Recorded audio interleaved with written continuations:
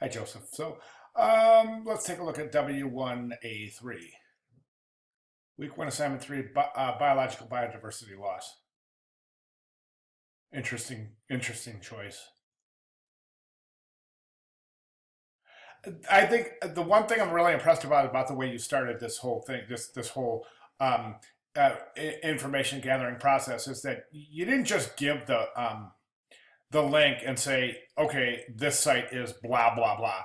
You actually tied this in with your project, and that's very smart. So good job there. You'll that'll come out. I mean, this you'll be able to tell um, when your project comes together. You'll be able to tell that you didn't wing the research. You can always tell. Um, so we've got our ten. That's awesome. Really good job there. Okay, then you have your 10 types of information collateral, and then this is where I think your presentation gets really generic right here. And I'm going to tell you why, because I'm not seeing any really good solid connection between your topic of choice and the 10 informational collateral. Maybe we'll see it come out through your visual exploration and your visual examples, but I'm just concerned that right now this is looking really super generic. So let me give you an example, okay? So let's say you have somebody doing something with animal rights. And at the trade show, and there's going to be a booth at the trade show that has to do with animal rights, and the handout there would be like, let's say things like this, like maybe um, it could be like a woman's like makeup bag that's made out of some sort of synthetic fur, okay, or some sort of a case or something that you can hand out or informational collateral um, that or your possible giveaway items that you can actually draw a connection between the item, the promotional item, and the cause as well as the whole trade show. So in my example, I'm saying so you have the animal rights and they're handing out these I don't know, it's little bags or maybe little backpacks or something that's made out of some sort of a synthetic fur so that you could see actually the quality of the fur. Do you know what I'm saying? So now you're seeing two things. You're really sparking people going, wow. You're giving them something tangible to hold. You're drawing a connection between the fake fur where you can say, okay, these animal rights persons are saying, hey, if you want to wear fur, look at how cool this stuff is. You can barely tell. You see what I'm saying? So you're drawing these connections all over the place instead of saying, okay, we're going to do a poster and a trifold brochure and an accordion style booklet. Do you understand what I'm saying? Not that these are bad ideas. They're good ideas, but they're very generic ideas.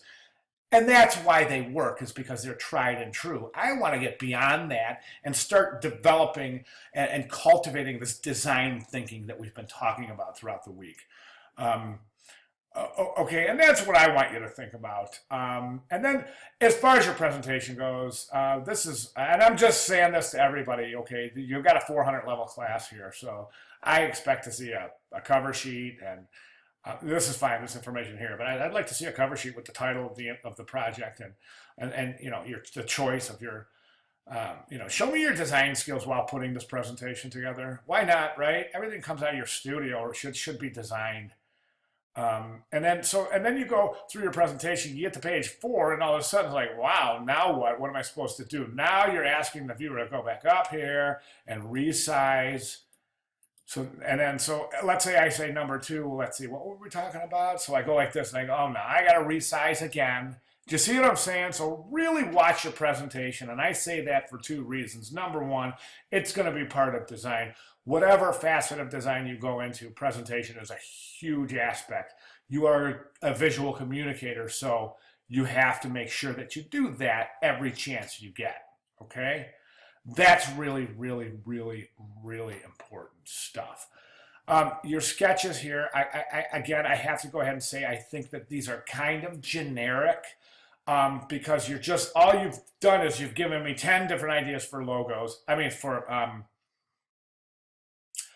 your a trade show booths, right? And they're really, like really super generic. Like I'm not seeing anything here. I see a podium, a table, and a poster. So what is that telling me? How is that coming into your idea? Do you see what I'm saying? And again, so we could say maybe the animal rights people would have something, I don't know, some sort of a setup with an animal, or maybe somehow depict a slaughtering house, or a fur, like, what do they call the furry, or something, when they take the pelts off the animals.